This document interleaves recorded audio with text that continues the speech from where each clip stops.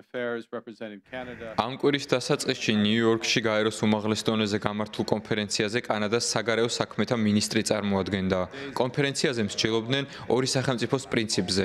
ბოლო დღეებში მე ვესაუბრე ჩვენს მოკავშირეებს, მათ შორის საფრანგეთის პრეზიდენტ ემანუელ მაკრონს, გაერთიანებული სამეფოს პრემიერ-მინისტრ კირ სტარმერსსა და ევროპული კომისიის პრეზიდენტ ურსულა ფონ დერ ლაიენს. ჩვენ ასევე გვქონდა საუბარი ჩვენს ელჩთან გაეროში, ბობ რეისთან. საერთაშორისო თანამშრომლობა გადამწყვეტია ახლო აღმოსავლეთში მშვიდობისა და სტაბილურობის უზრუნველსაყოფად. კანადა ყველაფერს გააკეთებს. 10 წლეულების განმავლობაში არსებობდა იმედი, რომ ისრაელსა და პალესტინას შორის მიღწეული იქნებოდა მშვიდობა, რომელიც ისრაელის მთავრობისა და პალესტინის ავტონომიის მოლაპარაკებებზე იქნებოდა დაფუძნებული. სამწუხაროდ ეს მიდგომა აღარაა რეალური. ამის მიზეზი ისრაელისა და მისი მოსახლეობის მიმართ ჰამასის მუდმივი ტერორისტული ქმედებაა და ეს ვნახეთ 2023 წლის 7 ოქტომბრის საშინელი თავდასხმის დროს. ტერორისტული ორგანიზაცია ჰამასი დიდი ხანია ძალადობრივად უარყოფს ისრაელის არსებობის უფლებას.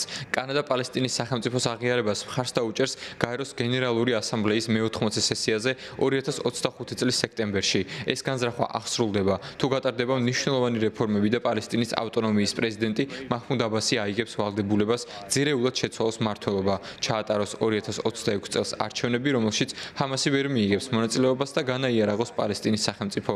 კანადა გააძლიერებს ძალისხმევას პალესტინაში ძლიერი დემოკრატიული მმართველობის მხარდასაჭერად და მისი მოსახლეობის მშვიდობიან გარემოში ცხოვრების უზრუნველყოფას.